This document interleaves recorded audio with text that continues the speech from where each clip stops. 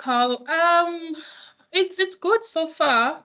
It's just that I don't know, we encounter problems here and there, but it's also good that we have, like, I have a team of people that I'm working with, that we assist each other where we have challenges and require some assistance.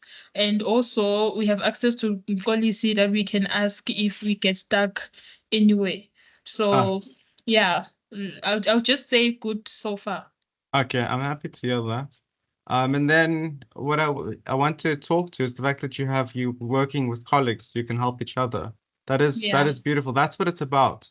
You yeah, guys must work together, help each other get it done, work as a team. That's the best way to approach any learning at all. yeah. The one thing that we was talking about the masters earlier. The one thing I hate about my master's journey is I've been a lot like a lone wolf. I've been running on my own. But no one wanted to compete. No one wanted to work with me because I run too fast. Um, but it's good to have others you can work with. It's very important.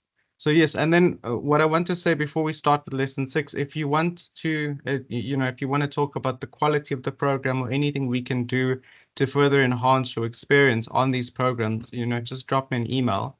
Remember, I am the head of academics, and student experience is very important to me in what I do at the Information Brims organization.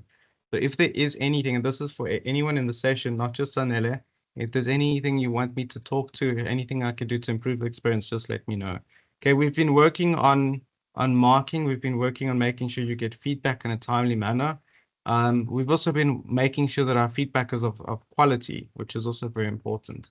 But yeah, so that's enough of that. And I'm glad that that's a part of the recording. So anyone who watches the recording, can always just drop me a mail if they want to speak to the stuff that I'm talking about now. With that being said, let us jump into lesson 6. Okay. Lesson 6 is good. Lesson 6 and 7 is very important because there's only 14 lessons in this qualification, which means we're about to hit the halfway mark, which is good for everyone involved. So before, we do that, let's give a round of applause to everyone. I'm just going to give that, the clapping emoji because it's a momentous thing. It's very difficult to commit to anything nowadays, but you guys have committed to PM and you're reaching the halfway mark, which is good. Zanella, your hands up. You're just trying to Yes, clap. Paul. Yes. So now that we are talking about the quality of work, you asked us how we feel about the program and our improvement so far. So I just want to direct now a question to you to ask because you guys are marking, right? So you see our shortfalls, you see our mistakes, you see our improvements, you see everything. Mm. So, with what you've seen, marking, what would you advise us to do further to improve, or is everything okay so far? Okay. So when it gets to marking, I'm not directly marking your work. I've got a team of markers that do that. But I am the assessor, so I have been looking at the quality of the work. And if we have an issue, we normally ask you to fix it. So I've seen situations where learners were asked to fix some of the work they've submitted. And then I've seen situations where I'll go speak to the marker and I'll ask them why they made a decision. Because we deal with the way you deal with marking is you have to be very dynamic. Every learner is submitting different work, especially for project management. You all have different projects, you have different things you're working on. So we try to be as dynamic as possible. And based on the stuff I've seen, I was very happy. I think we're on the right track. And I'd like to see that my team is being dynamic in their approach of marking so that, they can allow for different projects to they allow you as learners to do different things. You don't have to be copying and pasting from each other to have the same things in the work. But generally speaking, I'm happy with the quality. If I had a quality problem, I would have mentioned it with the group. You would have seen an email from Carl complaining. Okay, I do a lot of that. I complain if there's a problem. Okay. So, Okay, so that is noted. to give you a summary of what I'm saying, I am happy. Sorry. I, I should just said Okay, that. no, that is good. Thank you so much. That is good Okay. feedback. No, that's just keep working. It will be okay. Okay. Do you feel like you don't we don't get enough affirmation? Do you feel like that would help a little bit? Just No, a no, it's not about affirmations, but it also helps to know if you are on track or if mm, you are doing good. But it's not an affirmation thing that whenever we have tasks or activities now, you guys have to respond back to us, telling us how good we are or how bad we are. But as you've also mentioned, because I didn't know that you guys literally send feedback if things go wrong. So now you've mentioned it that if someone is not doing well, then you do send out feedback. Oh, we So for have. the fact that, We yeah, for have. the fact that we haven't received any of those emails from our side, it shows that we are also doing the right thing. Yeah, you definitely are. This group is, we're very happy with this group. We do reach out if there's a problem. We don't just let it slide, or we have assessment principles and academic integrity that we have to uphold. Okay, That is Subash. noted. Yeah, brilliant. Okay, so I'm going to commence with lesson 6 then. So lesson 6 is all about management plans. And I'm sure you've noticed by now in project management, you have a lot of management plans all happening at the same time. Some of them will overlap, some of them will have similar concepts, some of them will require that they work integratedly to solve problems or to deal with the project that you're doing.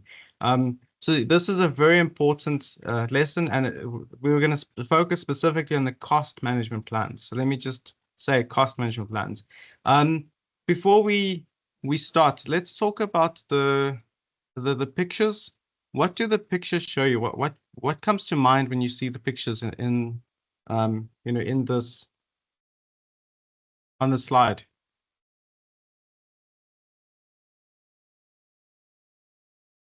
So when you look at the first picture, what comes to mind? Maybe let me see. So Nelia, maybe you can talk to me. What comes to mind in the first picture?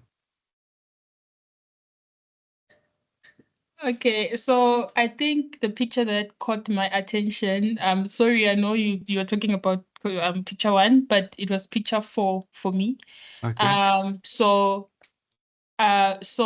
picture 4 shows that I feel like it shows that project management is not only like project management is broad. Ne? Project management is about managing your project, and then also teamwork.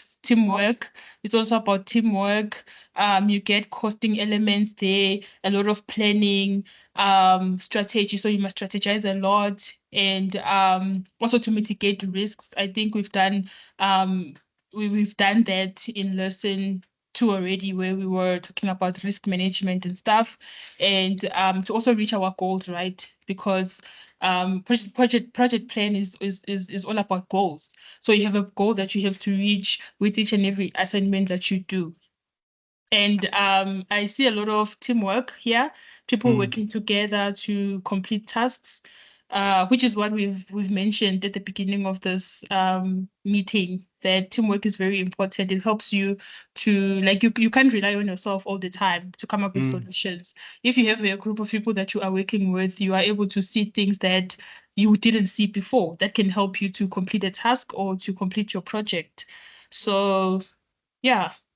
That's you That's literally my 2 cents. you went to 4, but you touched on all of them. So that's really good. Thank you so much. That's 100% correct. Project management encompasses the planning of goals. It encompasses teamwork. It includes cost management. It includes management. It includes planning. There's so much that goes on in the mix of project management. It's like systems that are linked to other systems that are linked to other systems. It's very layered.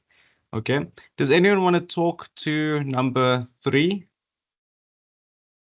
Can anyone tell me what's happening in number 3? Wait, does anyone want to take a gamble? Hi, Carl. Hi there. Okay, I think that looks like a planner, Yeah. Yeah, he's a definitely a scheduler. planner. What is the Mhm. thing he's looking at? It's a project management tool. It's a No, scheduling tool. yeah, it looks like the one, I can't remember the name, Wait, but it's for the dates, is like a calendar. isn't it the critical part? No, No, it's not. this this looked like a Gantt chart to me. 100% a Gantt chart. Okay, thank you. Let's give you some confetti. I think I have here. Hold on, let me just go back. Let's click on this thing. There we go. Confetti. If you want, we can sweep it up and you can take it home to the kids after. The confetti. Yeah. Cool. Yeah, so it's definitely it's a Gantt chart. So and that links to our planning of schedules, our planning of time. That's very important. Okay. Then we look at this image number 2. You can see that it's literally presenting the findings. It's not just about getting the findings, but it's also about presenting, showing the client, showing your team what the results are. Okay, then in number 5, we have key principles, that help us in project management. So it's planning, doing, checking, and acting. The acts of checking and acting are pivotal. Like if you just plan and do, you don't check, you don't act. Remember, to check is to actually monitor, to go and monitor to see what's happening. And then you change your behavior according to what the monitoring tells you. And that's where acting is, acting according to what you have, acting according to outcome. Okay, and then in 6, we just have a team that's working together. They're busy mapping something out, which kind of links back to the teamwork. Okay, let us move on to the next image, unless we want to say something else about these pictures. Zanele, you have someone sitting with you. What do they think about the pictures?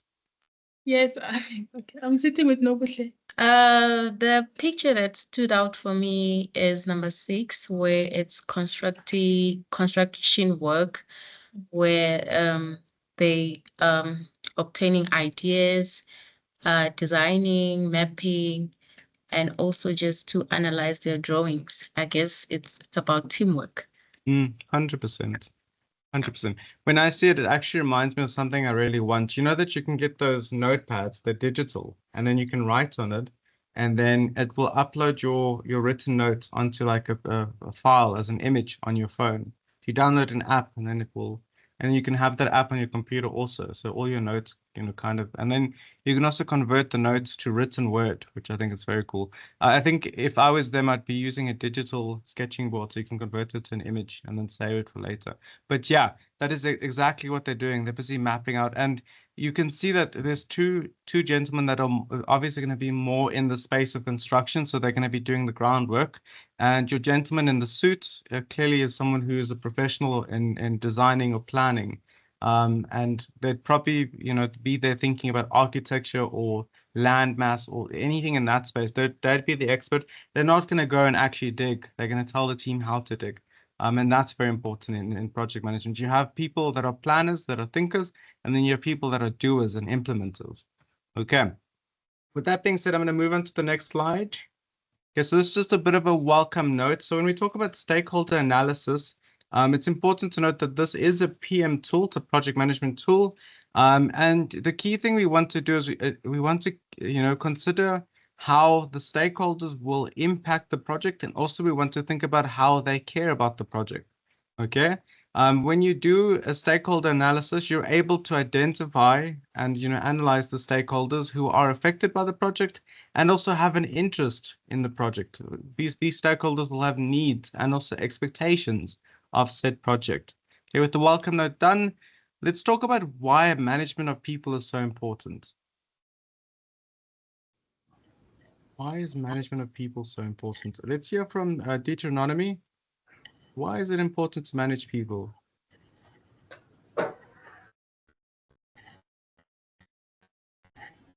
Khaleesi, you're not muted.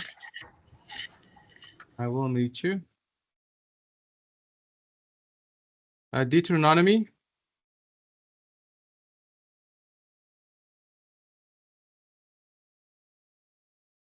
Okay, I know you're in the building. You can't just attend the class and not participate. You need to answer the questions.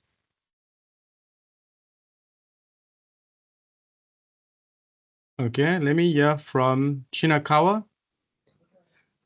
There, Deuteronomy. You're unmuted. You can talk.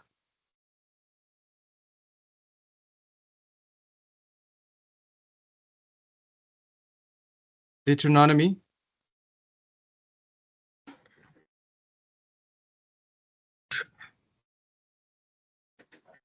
Yeah, I can hear you.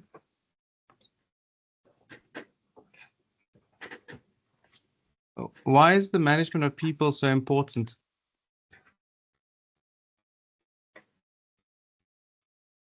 Okay. Khaleesi. Okay, hello everyone. Hello everyone. Thanks, Carl, for that. Thanks for taking over on the session. So I can say management of people is important for increased productivity. It improves employee retention, as well as it enhances the company's culture. I can also say for stronger customer relationships, yeah, things like that. Okay, I'm Also, glad. it also improves the organization's performance. No, you're 100% correct. You're hitting all the correct answers, but I know you know it. I need to know that Deuteronomy knows it. I need to know that Zanele knows it. I need to know that Lashonda, Chinakawa knows Can it. I go, Carl? Go for it, Zanele. I actually wanted to answer, but then Polisi yeah. took over. Yeah, it's not even No, his no, class. not because of Nkolisi, but because you were giving Deuteronomy the chance to also answer. So Yeah. from my side, managing people or maybe staff rather, it's important to ensure that the project is executed correctly from start to end, so that everyone knows what to do. They know the expectations, and to also to manage expectations within the team members. Because if you don't manage people or tell them what they're supposed to do, then they might have unrealistic expectations from the project. So managing people, telling them what they must do from start to end, and monitoring that process also is helping so that people will manage their expectations, and then also risk mitigation also. 100%. You're ticking Yeah. a lot of the boxes there. Very good answer. Yeah, that's 100% correct. So you want to make sure you're risk mitigating. You want to make sure that you are managing the expectations. You're managing what they think is going to happen. Yeah, that's brilliant. Thank you. That helps a lot. Thanks, Anele. Let's hear from Chinakawa.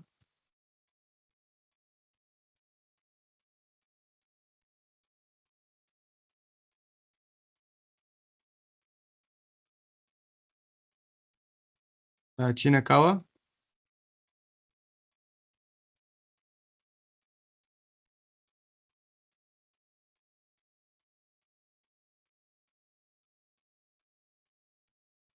Okay. If you want, just type in the chats. Sir, Yes. I think management it helps people because it directly impacts their performance. It engage and boosts their motivations, communications. So I think it is important for people to combine and cooperate with others. Thank you. A very good answer. Thank you. Well done. I think the nice thing I like about your answers, you spoke about KPIs, key performance indicators. That is very important to what we do in any team management, in any project management. Yes, Thank you. no problem. I'm going to mute you just so that there's a lot of background noise. Okay, so yeah, we've gotten the gist of why management of people is so important. And the nice thing about project management is it doesn't hold back in its methodology of management of people. And it's actually some of the best concepts or principles of management of people come from PM. Okay, so I will show you some more on this. So you'll see that there's a stakeholder analysis matrix, and the stakeholder analysis matrix is how we analyze the stakeholders. Okay, so if we looked at a project that had, needed a facilitator, for example, you can see that what they've done here is they've organized it according to stakeholder, they've organized it according to stakeholder interest, and then we have assessment of impact, and then we have potential strategies for obtaining support or reducing obstacles from that stakeholder. Okay. When we look at this table, we have a facilitator, we have community, we have a project sponsor. So it could be, we literally have used the example of a learnership. Your facilitator has financial interest. That would normally be the first reason why anyone would partake in a project. And then they also have success with the project. So they have that reputational benefit if they do well in the project. Okay, then when we look at the assessment impact, what we do when we try to determine how a potential stakeholder is going to impact the project, you develop a scale. So in this one, you can see that the scales A, B, C. The first one, A, being that it's extremely important, B being fairly important, and then C would obviously be not so important. Okay, so A means that this person is going to be very important to the project success. Okay, then potential strategies to obtain support would be offer incentives if 90% of learners are competent. And that's just, that's how you motivate a team to do work. But the other thing that this would link to, which was shared by Chinakawa, is that it links to KPIs, key performance indicators. So if you get 90% of the learners complete, then you'll be rewarded. There's a literal, measure, and there's a performance that's linked to it. Okay, then when we look at community, we're talking about free education. So these are the people that partake in the program, the learners. And then they are fairly important. So they've got a rating of B. So all you have to do to make sure you obtain support is to recruit learners who are from a region or community. The important thing about community in the context of this project would be that learners are mostly replaceable on programs. I'm not saying you should go replacing them all willy-nilly. I'm just saying that if one learner becomes disinterested after one day, it's not the end of the world. You can replace them quite quickly. Okay. Then you have your project sponsor. So this would be, for example, TITA, which is one of the CETAs. And they have an interest in the project because it could mean lower unemployment rates. It also means that they can contribute to the education of youth. And they would be funding the program. So they are extremely important. And then when we look at potential strategies of, getting them to support us and to reduce obstacles, you want to make sure that they're briefed about the project and you want to deliver the project on time. So you must make sure there's no delays, that everyone is, clued up in terms of what is happening. Okay, let's go to the next slide, where you look at the onion ring stakeholder diagram. Okay, this is a visual way of organizing the different stakeholders. And it's one way of doing it. You don't have to do it this way. It's just an interesting way to do it. Okay, so you'll see that this project is all about developing a new customer ordering system. So think about Uber Eats, Takealot, any of those platforms where you order your stuff. It says on the inner ring, you have your tester, developer, your business advisor, and your project manager. And what this diagram says is these four people are of the utmost importance to this project's success. Then you have your secondary stakeholders, which would be help desk, your user, the trainer, the systems admin. These people are important, but they're not as important as people on the inner ring. Okay, then on the third ring, you have your sponsor, your SME. Your SME would be subject matter expert, so you can go to them and ask them for opinions. You can ask them for help. And then you have your executive. So executive would often be related to the organization. It could be a funder also of the program. And then on the outer ring, you have your competitors, suppliers, customers, and regulators. Okay. And these are probably going to be your, the least important stakeholders in the project. Some of them would require some consideration, and then others not so much. So your regulators, for example, will give you the rules. They'll tell you what the legislation says in terms of what you can put in your application, for example. Okay, your customers, they'll have needs. They'll have things they expect on the platform. Your suppliers, they're going to be putting products on there. So you want to know what kind of information is going to go on there. Your competitors are going to be watching to see what you do, and you're going to be watching to see what they do because you're in competition. So you're curious about, what are these people doing? Should we do what they're doing, or should we do it differently? Okay, so this is just the onion ring stakeholder diagram. Okay, let me keep moving. Then we have a power interest matrix or diagram. I like these ones a lot, and I'm not sure if we've encountered it yet. You might not have. You'll probably only encounter it in this session. But it's very important to note that when you label your stakeholders, you're going to be labeling them according to influence or power, and then also their interest in the project. Okay, so what this matrix says, if you have an individual that has a high interest in the project, so if they go all the way to the right and they have a high influence on the project, which is all the way at the top, you need to make sure that you're engaging and consulting with them. So this tells you what kind of action you need to take. Okay. If your stakeholder has a low interest in the project, but they have a high influence, so they don't really care about the project, but they are funding it, for example, then what you want to do is keep them satisfied. Okay. If your stakeholder has a high interest in the project, but a low power or influence, then you just want to keep them informed. Okay, so think about learners on a program. Learners on a program have a high interest because it benefits them. They have very low power on the program though, because they can't change much. You know what I mean? They can't tell us what skills programs we should do, what we shouldn't do. Okay. Then if you have a stakeholder that has a low interest, sorry about that, just click that away. You have a stakeholder that has low interest and a low influence or power. All you need to do is monitor them. So that's why I like this diagram. It's because that you literally just, it tells you what you need to do for your stakeholders. And normally what we do in the class is I have you go and create one and then you present it to me. Do you want to do this or must we skip this activity? I'm opening it to the class. I don't mind.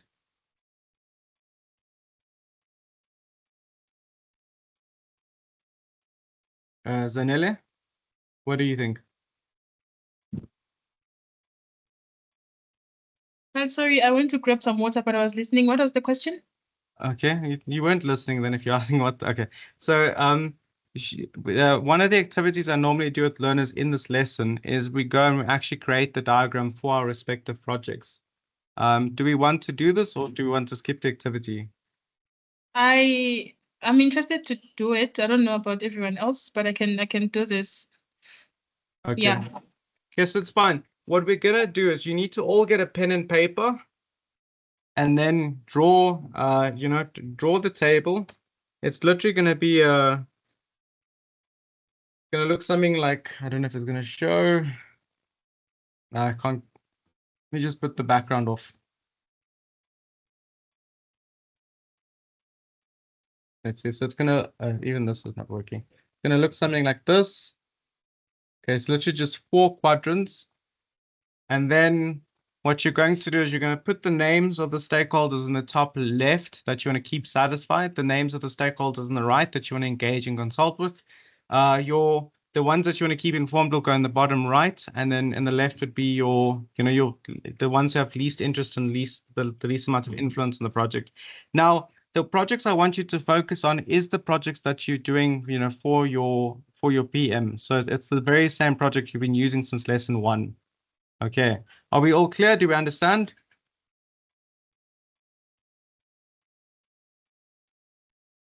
Okay, Zanelli says yes. Does everyone else understand? Lashanda and Chinakawa, you good? Just give me a thumbs up. Okay, Rowan says yes. Okay, Deuteronomy, do you know what you're doing? Okay, cool. I'll set the timer. Literally 10 minutes is all I'm going to give you.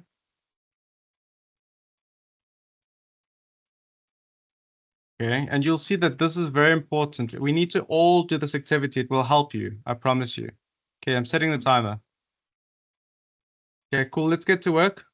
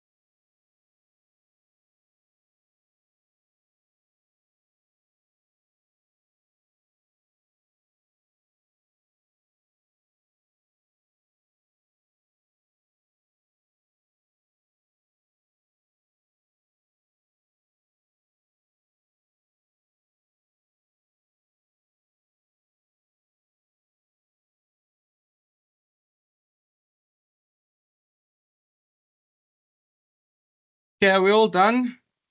I gave you some extra time. Oh, Lashanda, I didn't see your comment. You were supposed to do a matrix diagram for your project. Okay, so let me see. Zanele, how did yours go? Did you do it?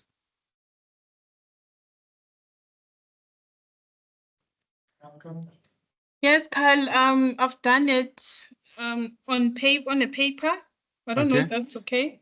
That's perfectly fine. Maybe you can just tell me which stakeholders you'll keep satisfied, which ones you'll engage, which ones you'll monitor, which ones you keep informed. Okay. Just give me a few. You don't have to give me all of them. All right. So my project is a Trevena office campus super basement packet structure. So it's simply to construct a super basement structure at the Trevena office campus to address the shortage of parking at the Trevena campus. Just to give a little bit of background of Helps a lot. my project. So the first stakeholder is City of Tshwane. So this project is taking place at Pretoria. So at Pretoria, there's City of Tshwane. City of Tshwane is the one that oversees the whole of Pretoria. I don't know if that makes sense. Does? So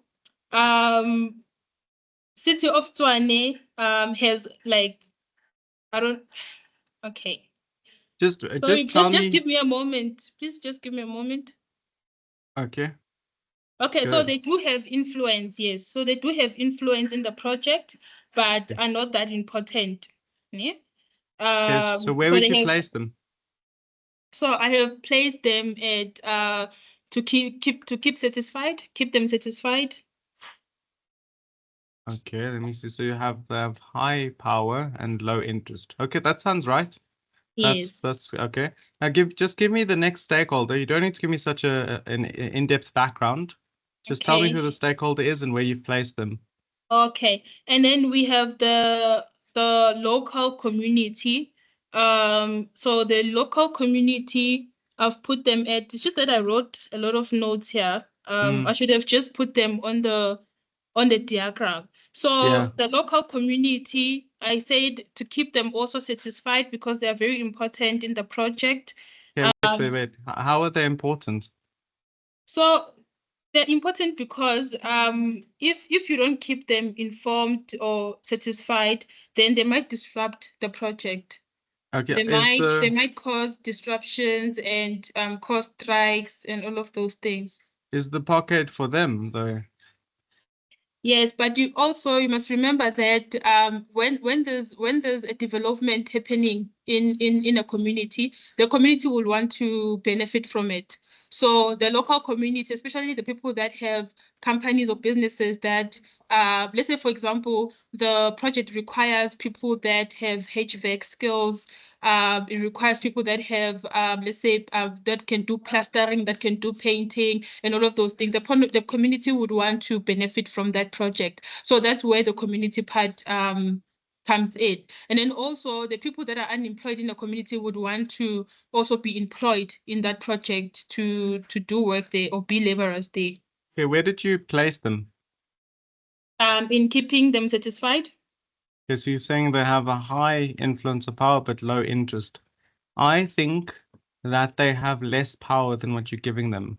I think maybe they'll have interest because it benefits the community. It could mean job opportunities, but they have less power. Yeah, I Okay. don't think they have as much power, so I'd keep them informed. Okay. Okay, And so then we just have, keep in mind there are certain situations when you build a parkade, it's not an easy building. It's going to require engineering, it's going to require precision, it's yeah. going to require a team that knows what they're doing. You can't just go and pick people out of a community to build it. Okay. Yeah, no, that makes sense. That is yeah. And then we have the SAPS. So SAPS, you need to Police. inform them of the police. You need to inform them of the project, so that they can assist you whenever there are strikes or site disruptions and all of those things. So I put them at keeping them informed, to keep them informed of the project all the time. So they don't have much I don't know. Hey. I'm not thinking that. I don't think there should be. I don't even think you should have SAPs as a stakeholder. Okay, I don't think it's necessary. I don't know why you're planning for why you're planning for strikes and protests. That's not Oh, because normal. it's a project, it's a big project. So No, for I a hear big you, but normal projects don't even consider that until it happens. They'll make it a note about it being a risk, but they don't, they don't plan around it like this. You'd rather plan around the actual team that's in the project. So you want to focus on your builders, you want to focus on your engineers, you want to focus on your suppliers, you want to focus on the client. That's who you need to be placing, not the SAPs. They're and unless you're planning to build on some sort of like heritage land that's got heritage attached to it, then plan for it. But if it's a normal piece of land, it's not necessary. Okay, are you with me? Okay, yeah, I know I'm with you. Okay, so I have a few more, but because of time and also want to give everyone else the chance, I don't know if I should go on or No, it's fine. I think you got the gist. I think you're all good. Okay, so let's move on. But I think you had one or two that were good, Zanila. I think the other ones, you must just make sure that you remain focused. If your project is to build a parkade and not to your one, the other one with the SAPs and stuff, it sounds like you're planning to do a riot. It sounds like you're planning the protest. So remember to just remain within your scope. Think about the scope. Think about the parameters of your project and try and stick within that. Okay. Let me hear that is from. noted. Yeah, Okay, that is noted. Thank you so much. no problem. Let me hear from Rowan.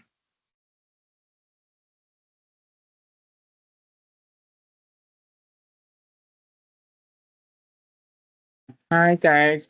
So I put mine on the table, but it's very brief. I focused on knowledge, skills, tools, specific objectives, constraints of scope, time, cost, and quality. So it's very brief, but I just touched on all those points in terms of putting it together for presenting.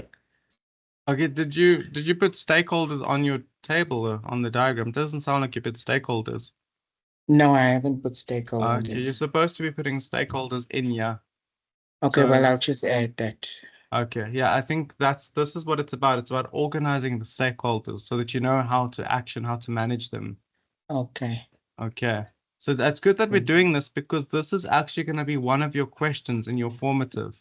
So Oh, okay. this Okay, is no why I problem. wanted, that's why I set 10 minutes aside so we can do it. So by doing this activity, I'm ensuring that you can do it properly.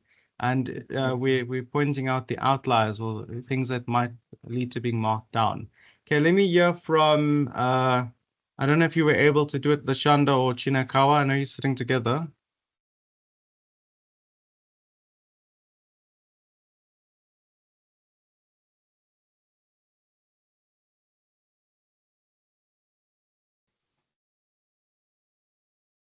Okay, so I'm not sure if this is correct, but who I will keep satisfied is the business partners of the project because Yeah. they are part of the stakeholders. Can you just give me a little, like one sentence where you tell me what the project's about, or at least give me the title?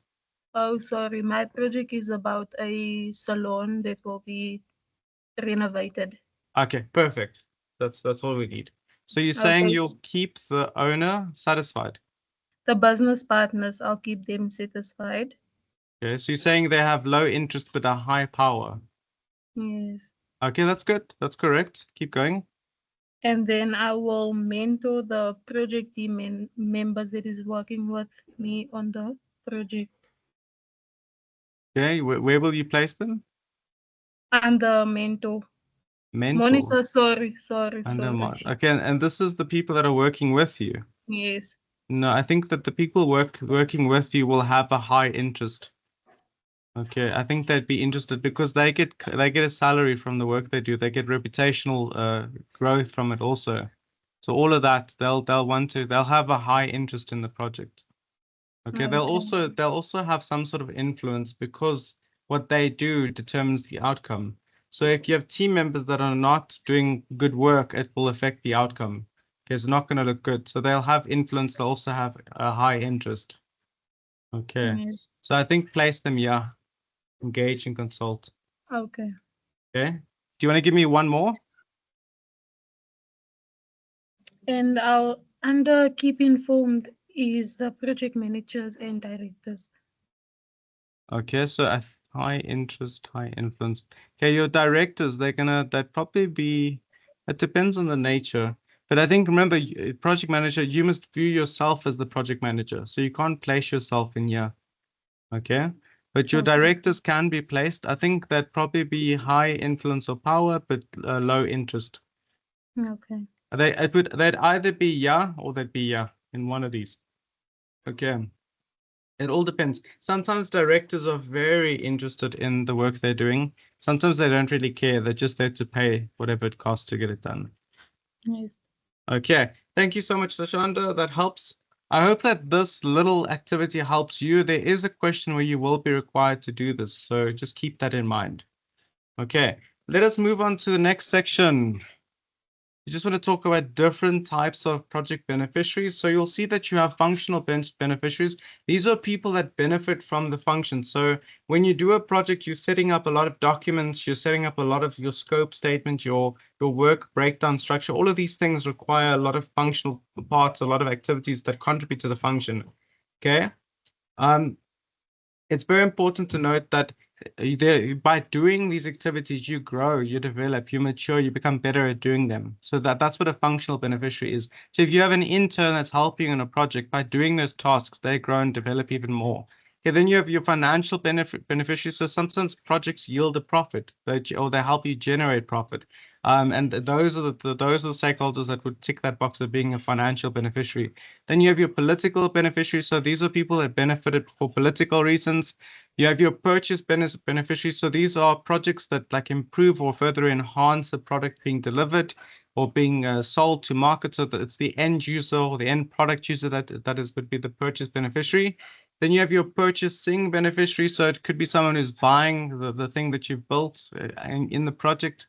And then you have your negative beneficiaries. So sometimes there are people who benefit in negative ways. It sounds a bit more like a paradox, but sometimes a project comes into place and it might, for example, make something outdated. And then the people who still use the outdated technology or the outdated systems now have to adopt a new process. So they're negative, but they're forced to push and to grow and to develop as a result. Okay, so these are just different types of project beneficiaries. So I just want to give you an example of stakeholder classification. So you see here we have John Smith, who's the project manager. When you look at their viewpoint, they would want to see, accurate weekly and monthly sales figures and forecasts. When we look at another one, you have Sam Tauboya, who's the Department of Labor, and they would want to see projects adhering to the rules and regulations of the department, and then also good treatment of employment. So you have your project manager who would have their, overviewing viewpoints, and then you have you have stakeholders that are there for regularity purposes. They're there to make sure that we're abiding to the rules, we're following the guidelines, and that's what this individual does. So it's good to dig deeper and to better understand the stakeholders, in your projects. You want to know exactly what their viewpoint is, what their perspective is on the particular point or thing that you're doing in the project. Okay, that's very important things to include in your stakeholder management plan. So you want to include identification of the stakeholder. You want to have some sort of analysis of the stakeholder. You want to make sure that you have an engagement strategy. So just by doing this table that we've done, this one, we know how we need to engage with the stakeholder. By understanding the stakeholder's influence or power and also their interest in the project, you're able to conduct your analysis, which is very important. And then thereafter, once you've done the analysis and you have your engagement strategy in place, you can start building your communication plans, which will talk about how frequently you communicate, what is the method or mode that you're communicating in. And then you can also start talking about expectation management. So what are the things that our stakeholders expect? How do we manage these expectations? And then the other thing is you need to remember we're working with people. People are complicated. Sometimes we can be absolutely crazy. And that's just normal. That's just how people are. So you need to think about issue and conflict resolution. Okay, the other thing I do when I talk about management of people, it's important to note that you cannot live or work or exist with another being without, at some point in history, coming into conflict with them. So it's very important to note that conflict will happen. It's preemptive. It's bound to happen. You cannot work with others and expect it to be smooth sailing every day, all the time. Okay, you can hope for it, but it's unrealistic to assume that there'll never be conflict. So you need to know, how to manage the conflict. You need to have a set of tricks, in your bag of tricks that you can use to conflict resolution to solve some of these conflicts that will pop up. Okay, sometimes it's an easy conversation. Other times it could be a little bit more challenging. Okay. Now, before I move over to this slide, to the next section, the next lesson, I want to just talk a bit more about stakeholders, and I want to say one more thing about it that is very important in the context of project management. It's very important to note that stakeholders don't remain stagnant. They don't stay in the same place. So as the project goes through different life cycles or life stages, their role or their classification will change. So I want to demo this. I want to show you a picture. I don't have one in the slides, but I'll quickly open it up for you. Just going to open a new page and I'll drag it in once I find it. So I just want to show you quickly. I don't know why it's not in the slides, but it's very important that you know this, especially when it comes to management of people in projects, because this is how project management sets itself apart from other practices or other modules, other stakeholder management tools. I just want to say matrix. I know I have it in another slide. I just can't open those slides now. Here we go. This is the one.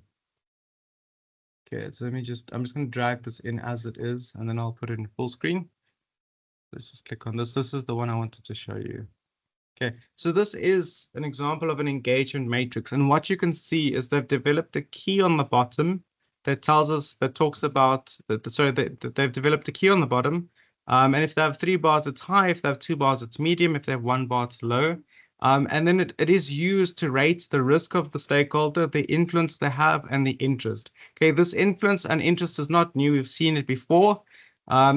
And then on the bottom, they also have another key that talks about engagement level. And this engagement level will be very informative to how we communicate with the stakeholders in the project. Okay, but this middle part is why I wanted to show you the picture, because it's very important. Okay, what this middle part shows you is that stakeholders do not remain the same as the project progresses. So in the initiation stage of a project, a stakeholder will be very important to you. But as you move to planning, that stakeholder might become less important because we've moved on. Their role is reduced. And then you might just move into execution where that stakeholder is now again very important and needed to deliver. And that's what project management is all about, especially when you manage the stakeholders. It's very dynamic. You're not going to give someone a rating and say that rating is going to stay the same. Okay, so you'll see here for Ricky Point, they've noted that in initiation, Ricky Point is responsible. In planning, he's consulted. In execution, he's consulted. In control, he's informed. And in closeout, he's just consulted. So you can see that he's very important in the initiation stage of the project. He is just consulted. We ask for his opinion in the planning. We ask for his opinion in execution. In control, we don't want him to do anything in control. He must stay away from control. The only thing we'll do in control is we'll tell him what's happened. And that's important. And then when you close out, you'll consult him again. We want his expertise, his opinion. But that's what project management's all about, especially when it comes to stakeholders. It's very dynamic. You have to note that your stakeholders and their role will be very dynamic. They're not going to stay the same as the project progresses. Okay, let's look at Martin Cake, for example. You can see that this person has a high risk to the project. They have very little influence, but they also have a high interest. It's good that they have a high interest because this high interest will mitigate the fact that they're a high risk. You can see that in initiation, they're consulted. In planning, they're responsible. So this person is a planner. They're there to plan key components of the project. In execution, they're just informed about how well their plans worked. In control, they're informed about how well the plans worked. And then in closeout, they're consulted that the project ended. Okay, let's look at the most important stakeholder, which is Mohan Tashni. You'll see that Montashni's got a risk rating of 3, an influence rating of 3, and then an interest rating of 3. You can see that they're responsible for initiation, they're accountable for planning, they're consulted on execution, and then they're responsible for the last 2 steps of the life cycle. And you can see that they have one of the highest ratings in terms of engagement level. Okay, you can see our lowest rating would be Suman Meher, who is mostly just consulted throughout the project. They're only accountable for execution. So this person is literally going to take whatever you want to do and make it happen. And then they're just informed in terms of control. So reporting and stuff, they're informed. And then at the end, they're just consulted. And how should we, how should we wrap this up? Was there any leftover resource or whatever? But yeah, this is a good example of how to manage stakeholders in project management. And this dynamic approach to stakeholder management in PM is what sets it apart from stakeholder management in any other field or, business practice. So it's very important that you note that when I did my master's assignment, management of people, I spoke about this dynamic approach. And it's part of the reason why I got some of the top marks in that module, because that's the world. The world is very dynamic that way. Okay, let me just minimize this. And let's go to lesson 7. Okay. Okay, so lesson 7 is all about gathering and managing information for decision making. And you'll see that this lesson is very simple. It doesn't require too much of you. Okay, so what are examples of decisions we would make in a project? Okay, I just want to get one or two from the class.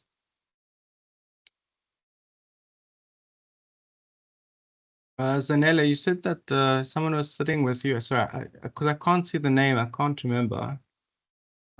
Maybe this person can provide us with an answer.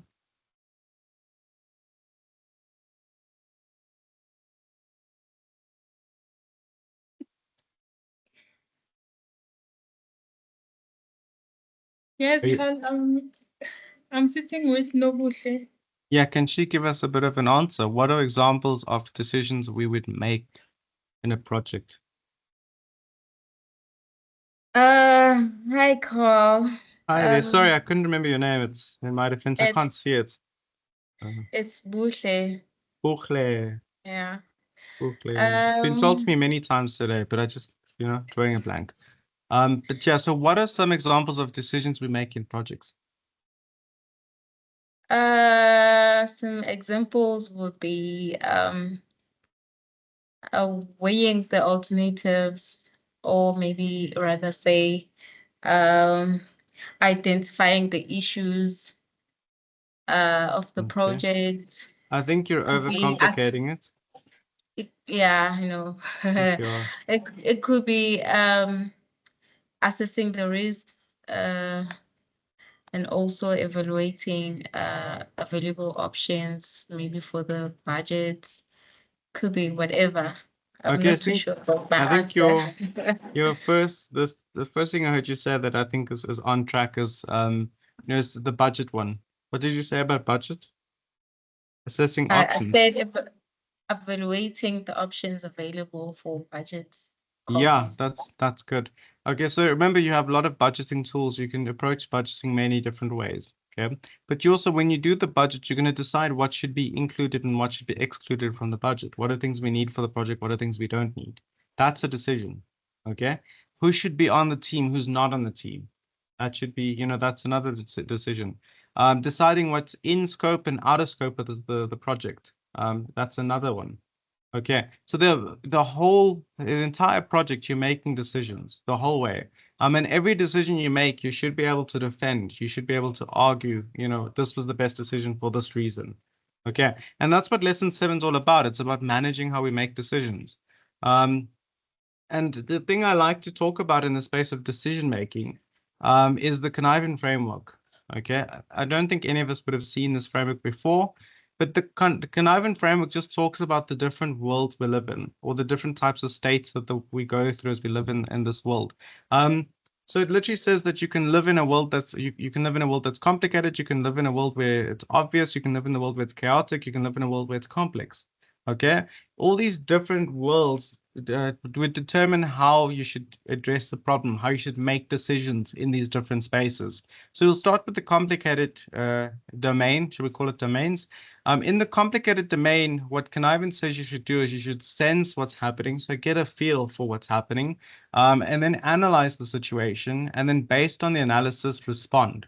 Okay, and you'll see how these steps become important when we look at the other domains. And then in this complicated space, you'll see that there is the existence of good practices and there is also governing constraints.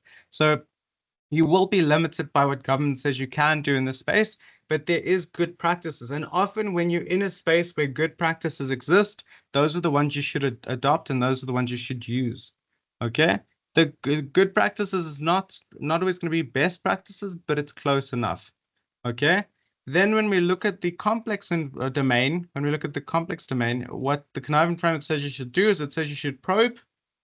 So when you probe, you're basically, you're digging deeper. You're trying to look below the surface and then get a sense for what's happening based on your probing and then respond. And what you'll see in this space is this is where emergent practices come from. And you'd have enabling constraints that exist in this domain. Okay, so if we think about, for example, how AI has come into the world. It's created very much a complex environment.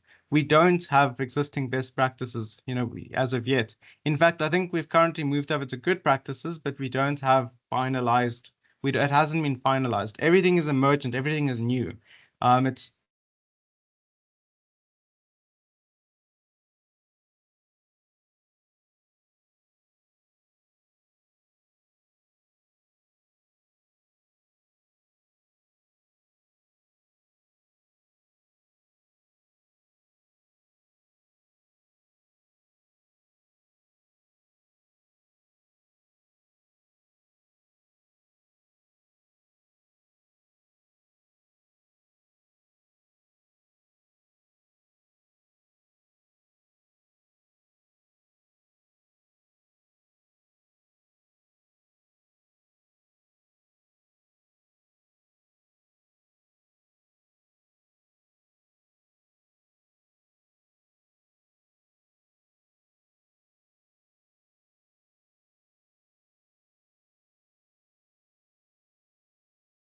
How We can't hear anything.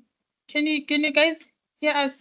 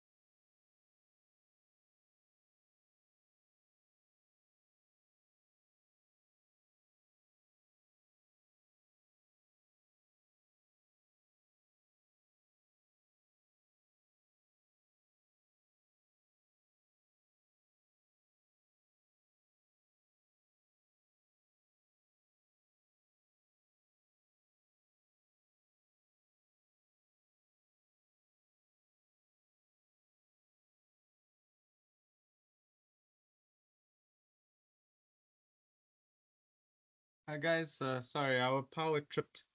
I just got back. Let me just present. Share my screen. Okay, can you all see my screen?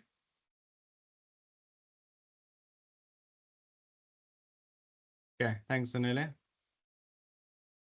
Okay, so as I was saying, you then have the chaotic domain, which is where you act, and then you get a sense on, what happened as a result of your action, and thereafter you start responding. You start responding based on what happens, based on the actions. And then in the fourth domain is the obvious one. And this is where best practice exists. So you just get a sense. You try and determine whether the thing you're dealing with fits into the parameters of best practice. Then so you're categorizing it, and then you respond to what you need to based on that. And you'd see that in the obvious space, you have rigid constraints. In the chaotic space, you don't have any constraints. And then in the complicated one, you'd have your governing. In complex, you'd have enabling. And then right in the middle, we have the state of disorder. And the state of disorder is very interesting because it doesn't, people can't really explain what it is.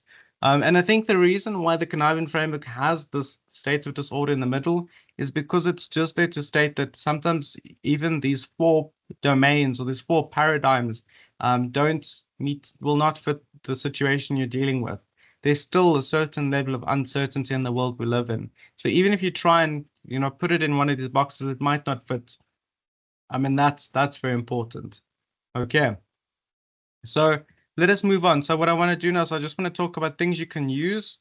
So when you're writing reports and doing assignments and even developing presentations, it's very important that you use your Canvas, you use your Grammarly's, and you use things like Miro.com. I don't know if you know about Miro. Let me just put this in the chat. One of my go-to websites. And I use it for all of my, for all the, like anytime I need to make a figure diagram, for presentation purposes, that's where I go tomorrow. Okay. And then what I want to do is I want to talk about, things. So I'm just going to go past this. I want to talk about the workbook requirements.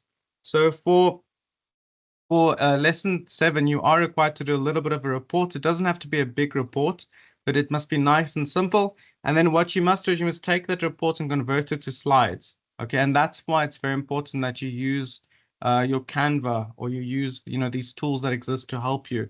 You can even use AI to assist you with the report writing. You won't be marked down for that. It is a good idea, and it's highly recommended that you do. So yeah, you can do that. Let me go to the report elements. So yeah, so in the report itself, you must, define the goals and objectives of your study. This you can take from any other part because you've done this before. You must identify the team members based on the needs and expectations of the project, and then you must assign roles and responsibilities, which is quite simple.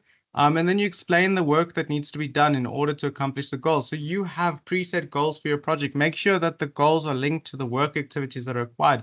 You can even take the work breakdown work packages and put them in here. Okay, Zanella, your hands up. Yes. Can I please ask you to show us the screen as you go through the assignment, please? Yeah, I'm going to go through this. It's not showing. I'm still doing No. slides. No, it's not showing. We don't see anything. I thought maybe you are. Yeah. No, Yes, we can see Okay. now. Okay. So I was just talking about things to include in your report. Okay, sorry about that. I thought I was sharing. Okay, so I finished the conniving framework. You'll see that it's done here. This is what I was talking about: the chaotic, the obvious, the complicated, and the complex. It gives you an approach to dealing with different environments, and I'd highly recommend that you do a bit more research about it. It's a very interesting framework. Okay, I was just showing that these are tools you can use to create slides. You can use Grammarly to help you with your report writing. You can even use ChatGPT to help you with the report writing.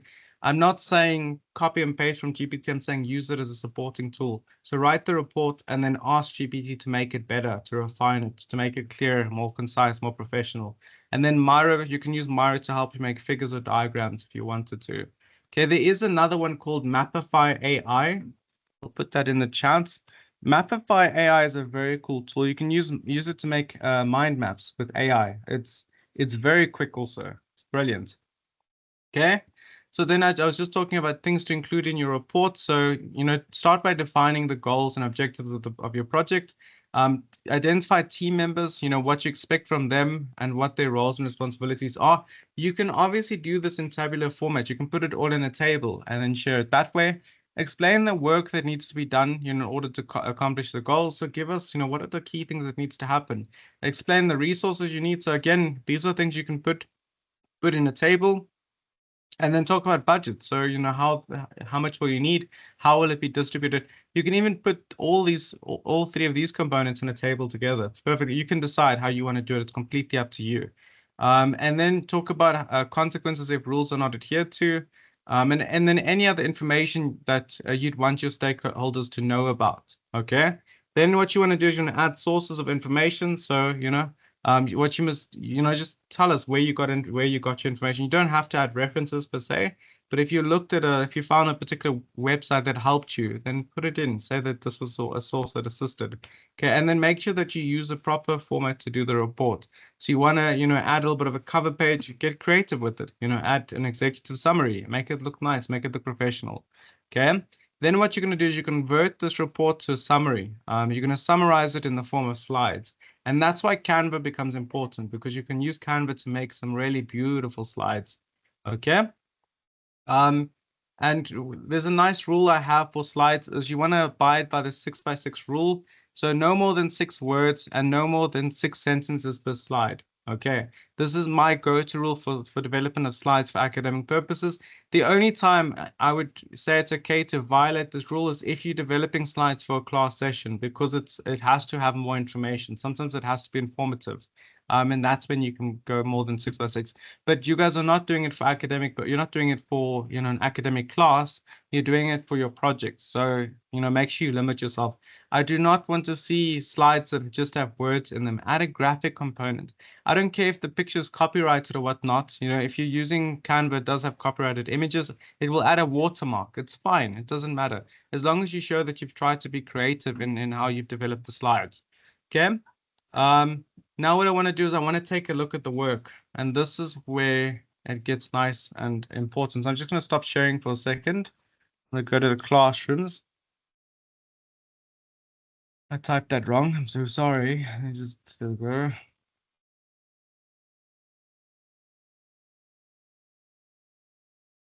Okay, so I'm just opening it up.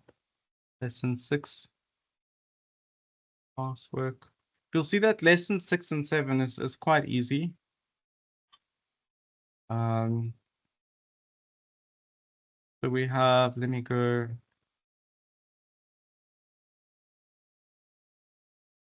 Okay, let me share my screen. So I'm just going to open from this other group because I've already released it to them. Okay, so we have our formative here. Okay, so lesson 6, formative, manage stakeholder relations in a project. Okay, so question 1.1 says identify all the people, groups, and institutions that will be affected by your initiative, and list them under the column for stakeholder. So all you have to do is tell me who's going to be affected by, give us a list of the stakeholders. Okay, pretty simple. I would recommend giving a list of 10 at least. Okay. Then 1.2 says once you've given us a list of potential stakeholders, review the list and identify specific needs of the stakeholders. Consider what the project benefits would be to them. So this is where you talk about the interest and power. So, add a column that talks about interest. Okay. Yeah, so add a column that talks about interest for 1.2. I just want to see if it's interest and power or if it's just interest. I want to see.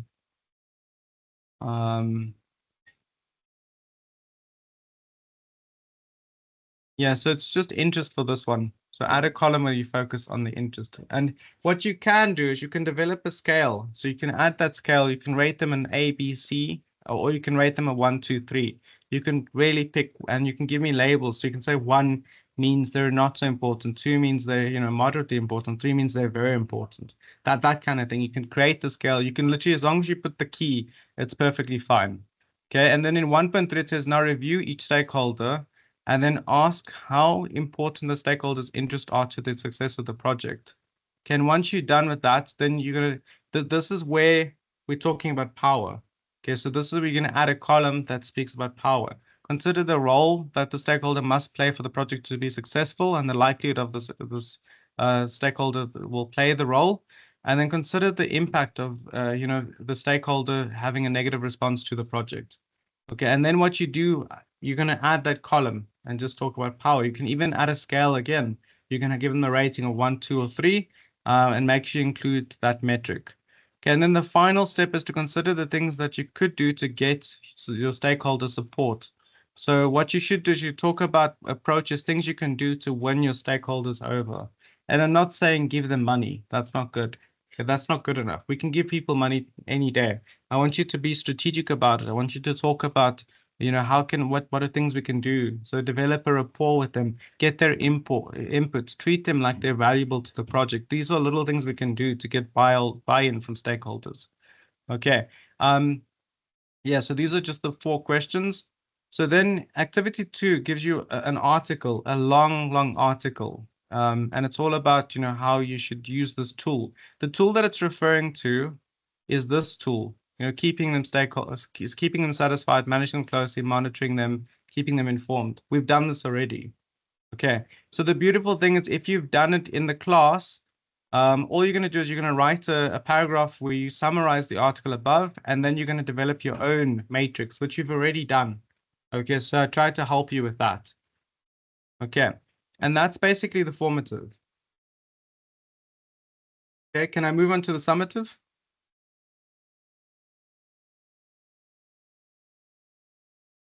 Okay, thank you. I'll do that. Okay, let me just close this. Summative is here.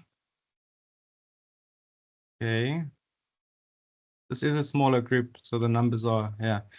So when you look at the summative, they have question 1, explain how you'd identify stakeholders. You've already done it in the formative, so tell us how you did it.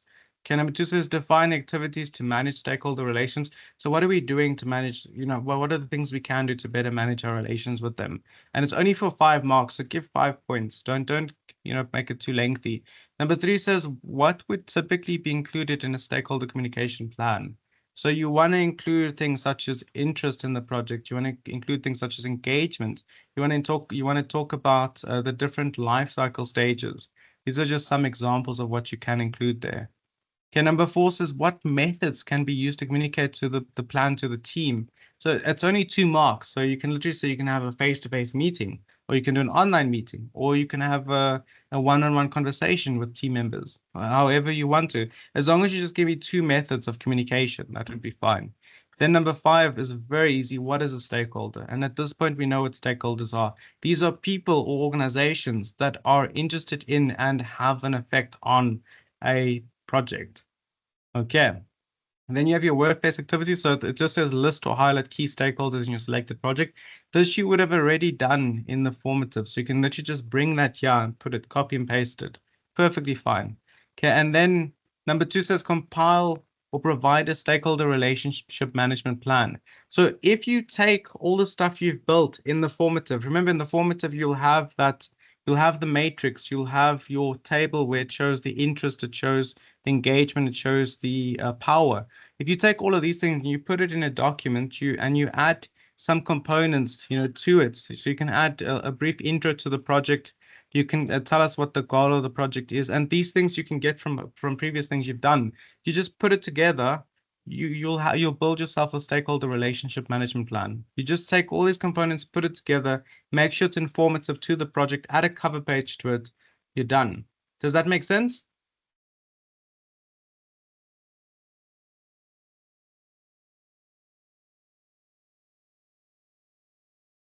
Okay, thank you. I'm going to keep going then. Okay, so lesson 7, you'll see that we have our workbook. Just open this up. Okay, so literally they want you to write a report. Okay, so it says write a report and deliver a 10-minute presentation on how you propose to implement the following. And these things I've put in the slides already, so I'm not going to cover it again. But write the report and then convert it to a presentation. The other thing is you will be required to actually do the presentation. We want to see presentation videos. Okay, so you can record yourself and then you can upload it as a link onto your documents. If you're having trouble with it, then put it on a YouTube channel, then share it that way, or put it on a OneDrive and then put that OneDrive link in your document. And then we can watch the video recording of you doing the presentation. But you must actually do the presentation. Okay, there's no copying out, there's no skipping it. And I would say it's maximum 10 minutes. You can come in under, so you can present in, let's say 5 minutes, that's perfectly fine. But don't do less than 2 minutes, please. Then we know you're just skimming. We want to really get to know you as you do your presentation. Okay, so it's literally develop a report and then do a presentation on the report you've done. Okay, let's go to the summative.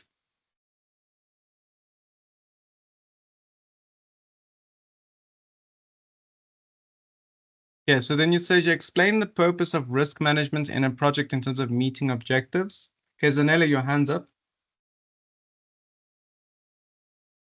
Yes, I just want to make sure that I heard correctly. So when you say presentation, you mean like a verbal presentation? Yeah, you must actually do the presentation. You must attach the slides to your work, and then you must also add a video link showing that you've done the presentation. That's interesting. Okay. Very interesting. Okay, why is it interesting? What's the problem? What's No, the problem here? I think it's a good task. It's a very good activity because in project management, you do a lot of presentations. Okay, it's different to anything you've done before, and it's good. Yeah. It's good because you'll grow, you know, it's part of your development. Trust Yeah. me, at the end, you'll be very good at, you won't be shy about presenting. Mm. Okay. The other thing is if we were doing face-to-face class, you'd present it to us in that face-to-face context. Now we don't do face-to-face, we do online, which gives you the benefit. You can do it at home, you know, then you can submit your link. It's that easy. You just have to attach a video showing that you've done the presentation. Okay. And then when we exit you, we can show CETA, hey, look, these learners even did presentations for their projects. That's very important. It supports your portfolio. Okay, so I'm going to move on to the next summative. So question 1 says, explain the purpose of risk management on a project in terms of meeting a project's objectives. Okay, so we've dealt with risk management at this point in PM. We've also dealt with the objectives of projects. So I just want you to give me an answer that links these two components together. Okay, it might be tricky, but it's not. Don't overcomplicate it. Okay, just think about what we do when we deal with risks in PM. You're mitigating, you're avoiding, you are trying to delegate. There are many things, different things you can do with risks. And then you can also talk about how the process of identification, the process of actually allocating it to people. And there's many different ways you can approach it. But what I want is an answer that talks about the importance of risk management and meeting a project's objectives. Okay, the projects are only as good as how, so our projects are only as good as how well we've dealt with the risks in the process of project managing. Okay, number 2 says explain the relationship between risk management and project planning. Okay, what is the relationship between risk management and project planning? Okay, essentially the two are intertwined. They're practically the same thing. You are planning to do a project, but you're also planning to deal with the risks that are associated with it. And you need to be very realistic when doing both. Okay. Number 3 says mention some methods of identifying risks and give examples. So I want you to go and do a bit of research. What are risk identification tools that you can use? It could be existing data. It could be looking at old projects. It could be talking to an expert. It could be just by point of observation. Okay, there are many different ways to identify risks. I've just given you some of the answers. Okay, number 4 says risk management activities should be assigned to team members. True or false? What do we think the answer is? Risk management activities should be assigned to team members. Is it true or is it false?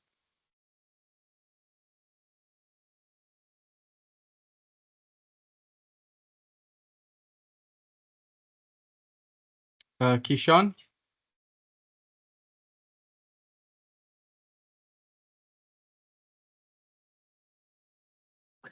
Hi, Carl. Hi I there. just joined, but I think I'm not sure about the answer.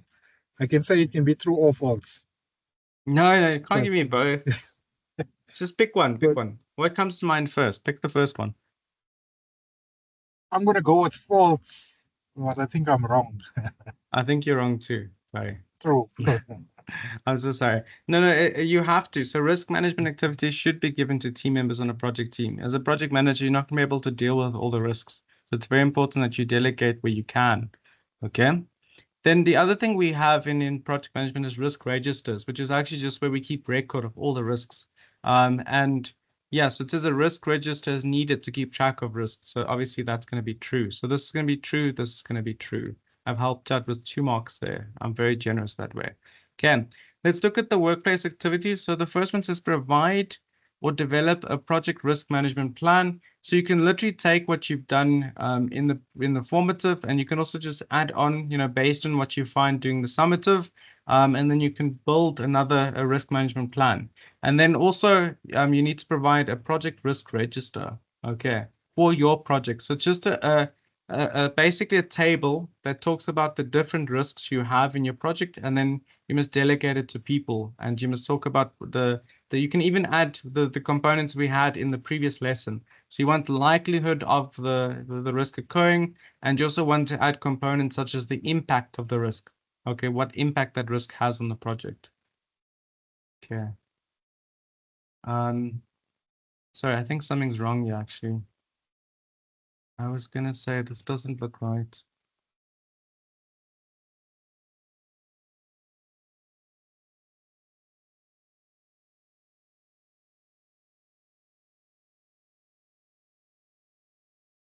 Okay. Well, I don't Yeah. know if it's what I picked up. It says there lesson 12 summative. I just and saw lesson it now 7. also, actually. I just saw it now. I was thinking it's strange. Okay, here's what we're gonna do. Just quickly fix this. I think someone has changed. Maybe it's the title that's wrong. Just have a look here. Yeah, so this is to gather and manage information for the decision. Yeah, it's not the right one. Okay, let me do this. I'll open up the original content. Okay, so what I've identified is there is a mistake that summative wasn't correct. I was covering it and I was like, it's very strange. I wouldn't normally do risk management without actually covering those concepts. Let me just open, it's lesson 7. Okay, let's fix this. Sorry about that, everyone. Okay, this does happen sometimes, and it's major concern because now that is there on someone else's portfolio. Let's fix this. Okay, put this here. Okay, let's go through this.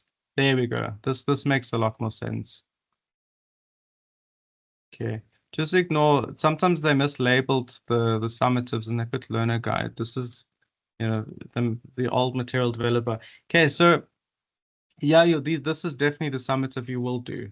Okay, so I'll make sure this gets uploaded into the system and we put the correct one in there. Okay, that one that I was showing you earlier is not the correct one. That's for lesson 12.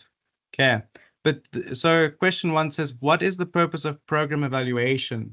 So when we talk about program evaluation, it's to go and look at the whole thing you intend to do, your whole project, and evaluate each step. Is it actually of value? Does it actually contribute to the end goal? You know, is every step necessary? That's very important. Okay, then question 2 is about triangulation.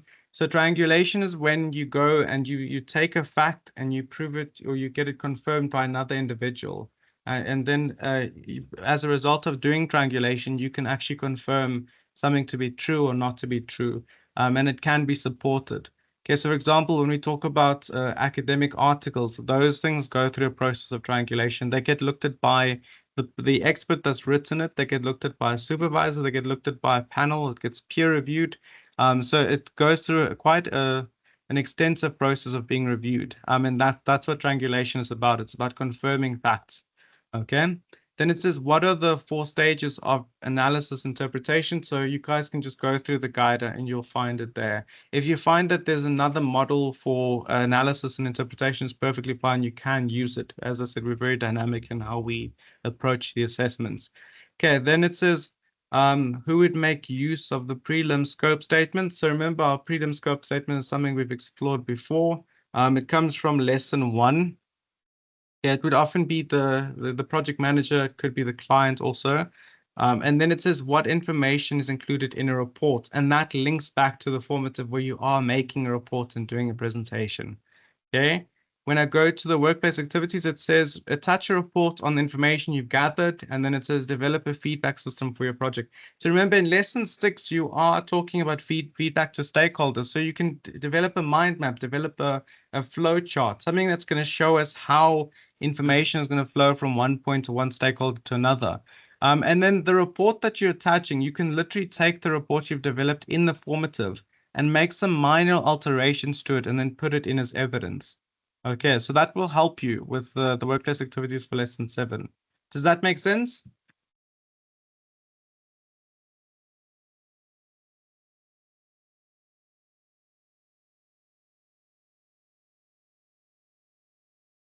Okay, Lashonda gives me a thumbs up. Sanele, are we okay?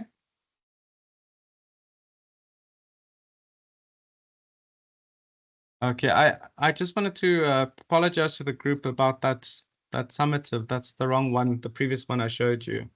Okay, I'm glad that we got it right though, that we found the correct one. Okay, cool. Let me see. Kishan, are you all good?